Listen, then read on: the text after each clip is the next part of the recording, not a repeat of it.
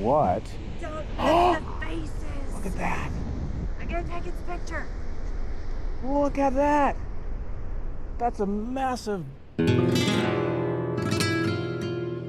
Oh, what is this? It's something pink. What? A moray eel. See?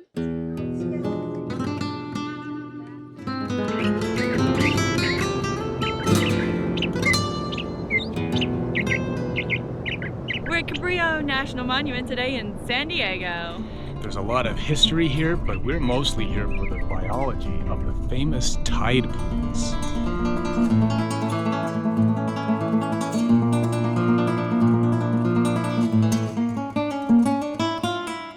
The monument is named for Juan Rodriguez Cabrillo, a Spanish explorer who sailed from New Spain, today known as Mexico, and was the first European to enter the San Diego Bay.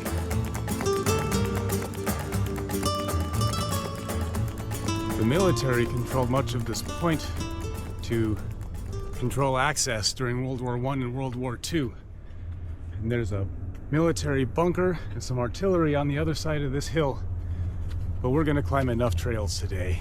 We'll pass that up this time.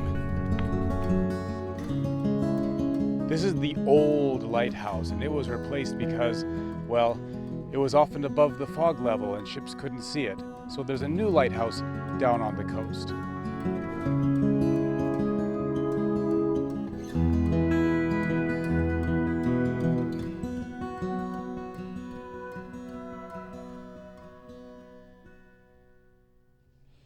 What is that? Looks like a leviathan backbone. This is a popular spot for watching gray whales migrate. The best time to see them is late winter. Bring some binoculars. San Diego is much warmer than places like Seattle in the winter, although it could get a little chilly, especially close to the water, so bring a jacket just in case. We have begun our descent down the Oceanside Trail.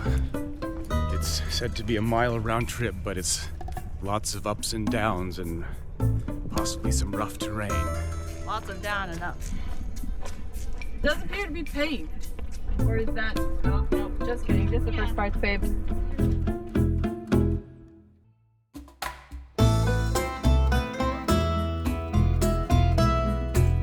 The irritating thing about ocean hikes is you have to do the down first. And that's the new lighthouse complex. It's probably not open to visitors.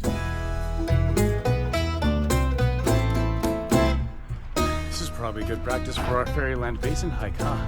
Yeah. Except it's at sea level and Fairyland Basin's at what, 4,000 feet?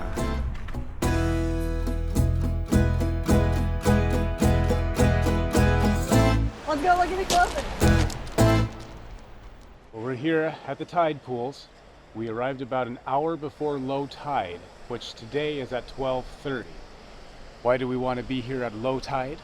See the tide pools, of course. And what else? The things that live in the tide pools? Yes, there's different zones of habitat, and up at the top you'll see barnacles and limpets and stuff, and down in the middle you might start to see some fish trapped in the pools, but way out at the lowest tide line we're hoping to see some nudibranchs or sea hares or maybe even an octopus. Wouldn't that be something? That would be awesome. And today has the lowest tide of all the days of our trip. So this tide has about an hour to go even further out than it is now. I think maybe we'll explore some more of the coastline while we wait for that.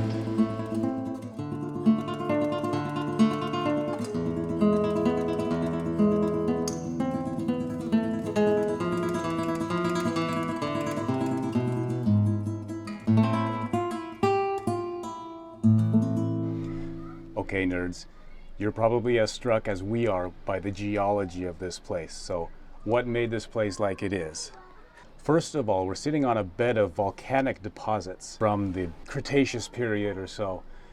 And then After the volcanic activity finished, the rivers from the upthrust continent started to carry sediments down here and deposit them on the seafloor, and that became this sandstone, these layers and layers of sandstone over the eons. And then the crust shifted around some more, and erosion took its toll, and it created the craggy landscape that we see before us today.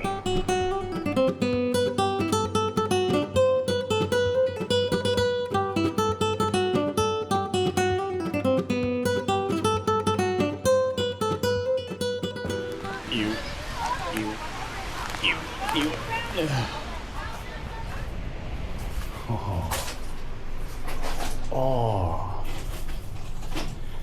Now this is where you definitely do not want to be in high tide. The water's gonna come all the way up here from all the way down there. One of the things that makes this particular tide pool area unique is that it's at the convergence of the cool northern currents and the warm southern currents, and that creates a unique mixture of temperatures and salinity and all kinds of different concentrations of things, and creates unique microclimates that allow a very diverse range of animals to live here.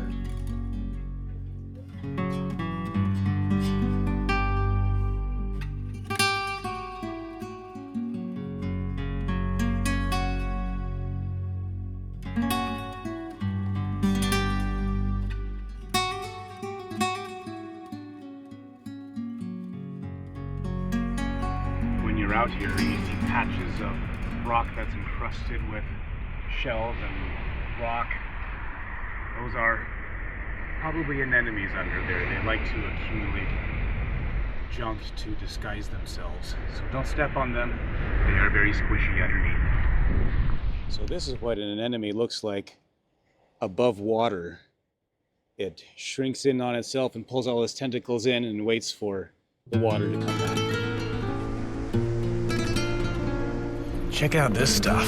Anyone know what this stuff is? These old barnacle holes, or is this? Looks kind of like coral. Ah, we got some crabs in residence here. Hello. My brain's not coming up with what these are called even though I know. Oh my goodness, these mussels. These mussels. Those would be juicy eaten if we were gathering, which we can't. So according to the tide table, we're just about 10 minutes before official lowest tide for San Diego. But at this point, these waves are rolling in, and the larger ones feel like they're starting to make ripples into these lower tide pools. And since we're on a spit where the water will be blocking before high tide, we're not going to go any farther down. We're going to stay close to the trail to get back up.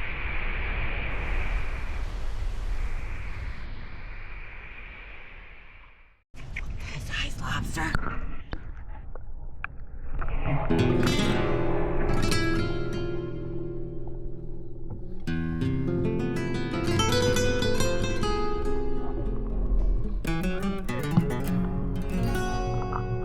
Two of them.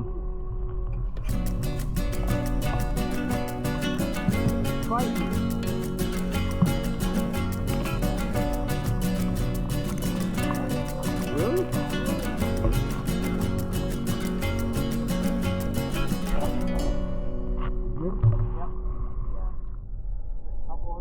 There's like probably 5. When you're out here, you want to make sure you leave plenty of time to get off the beach as the tide comes in. Right now we're almost at the point of low tide, so got to have your exit route planned. Keep an eye on the level of the water. We're going to try to go out and see what you can't see at any other time.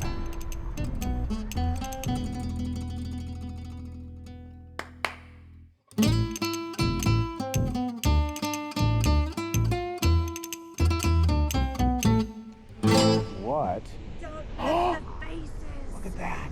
I'm gonna take its picture. Look at that. That's a massive, some kind of mollusk. No. Yeah. Right? It looks There's like its- a limpet. There's its head with some kind of protrusion. But it's soft-bodied, and it's got, That part you touched was soft? yeah, this part's soft. It kind of looks like something's living on it, because it looks like there's something inside that hole on top. Like a foot. How strange. How strange. So that thing's suction cupped to this, Which is suction cup to the other one? but that looks built in to this. We'll Google it later and put it on the screen if we figure out what it is. Or let us know in the comments if you know what it is. That might be the biggest thing I've ever seen in a tide pool, and I've been to a few.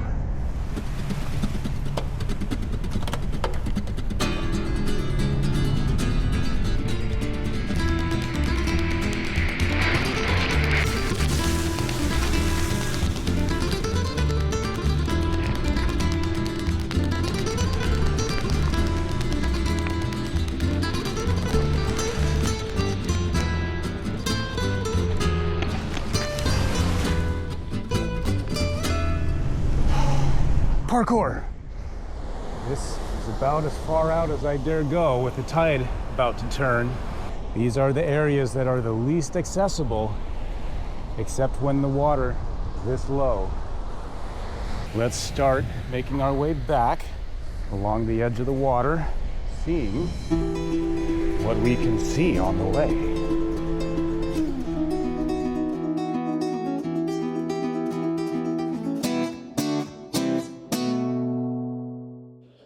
Oh, what is this? It's something pink. I might have found a nudibranch. Hey, Laura, I think I found a nudibranch. See that pink thing? Yes. Pretty sure it's an animal. See? It's reacting.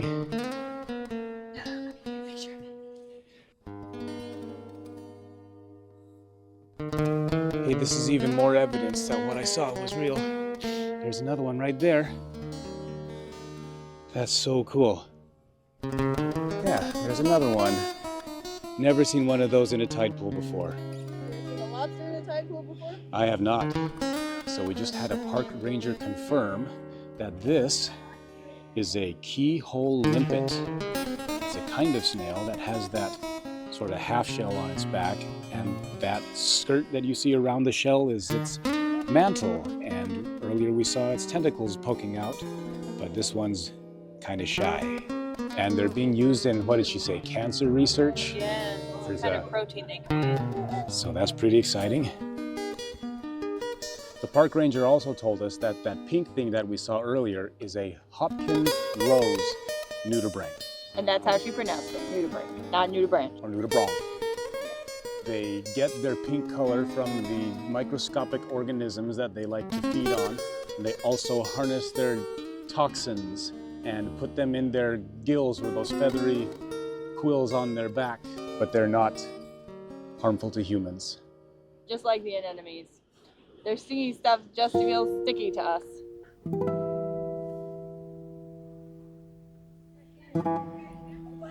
A moray eel. It's in the back there. So I don't see it, but it's under through there. Let's see if we can scope this moray eel. I don't know how far in he is.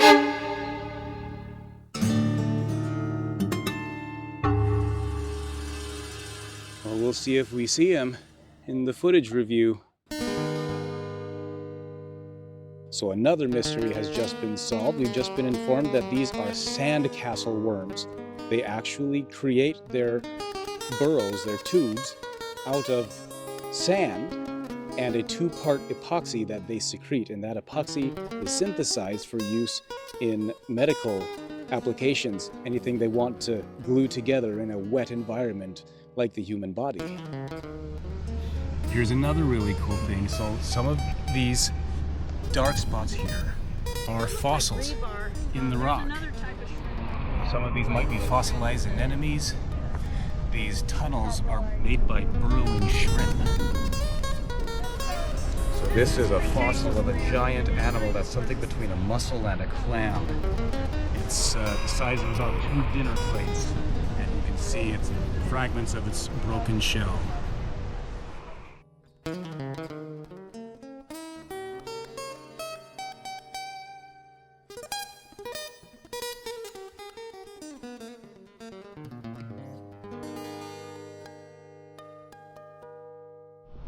That was so awesome. We've both been to tide pools before, but I think this is the most... What? I've never seen a lobster that was big enough for dinner in a tide pool before. And I've never seen a nudibranch. Branch. You really need to see the history of this area unbuilt layer by layer in the strata of sandstone. And we highly recommend when you come, attach yourself to a park ranger because they will tell you some really cool stuff. Answer all your questions. Or a volunteer. They've got volunteers and park rangers walking out there with lots of great knowledge and sometimes stationed at the cool stuff. Hope you enjoyed that video. Like and subscribe. Comment if we missed any animal identifications. And we'll see you next time on Traveling Days. That was your cue. Oh. And we'll see you next time on On Traveling Traveling Days. Days.